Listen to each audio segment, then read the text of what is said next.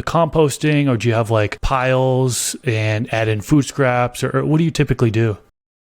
Yeah, the lasagna gardening method can act as a compost pile. You can really just go out there and throw your food scraps. With that, if you're in an environment that have like deer and raccoons and all those little critters, like you're definitely going to want to try and bury that as far down as you can, even if you're just tossing it out there. Just a little tip. But we started our compost pile. I've had my horse for about 2.5 years now. So when he came, we really, really got into it because we had a ton of excess manure. And so we put the pallets, like moving pallets around, and we made like just two little squares. two little squares.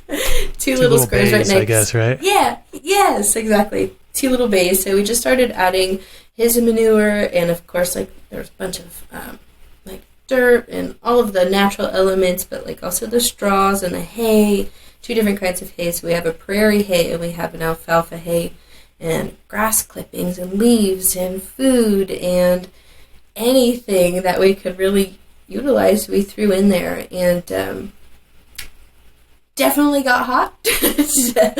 Definitely got hot enough to break down the scary bacterias. And then you just rotate it. And I know people, like, you can probe it and take your temperatures on it. We didn't get that scientific. Okay, just really winging it out here. But yeah, it's so crazy. So we took that 3-year compost and we moved it to our 6 rows in the back to top those guys off. But just after turning it and having it for so long, this stuff breaks down into the richest.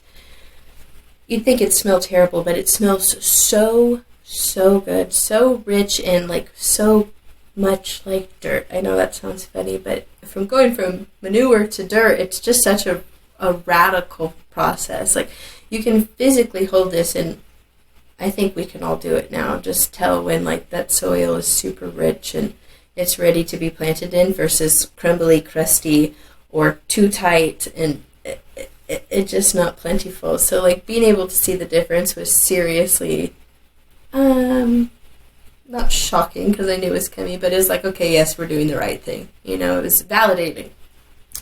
And yeah, it's so much simpler than I think the internet and some people even tried to make it. It sounds really complex on the internet. You have to have all of these elements, and you have to probe it, and you have to turn it 1,000 times, and you have to keep it moist to keep everything alive.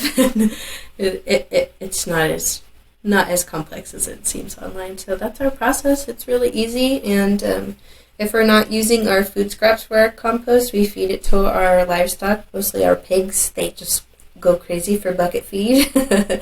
And then they do the whole process, and then they turn that into compost themselves, and they push it into our grass that they're on, and yeah, fun stuff. This clip is brought to you by AC Infinity. Use discount code MrGrowIt15 to save on any of their products.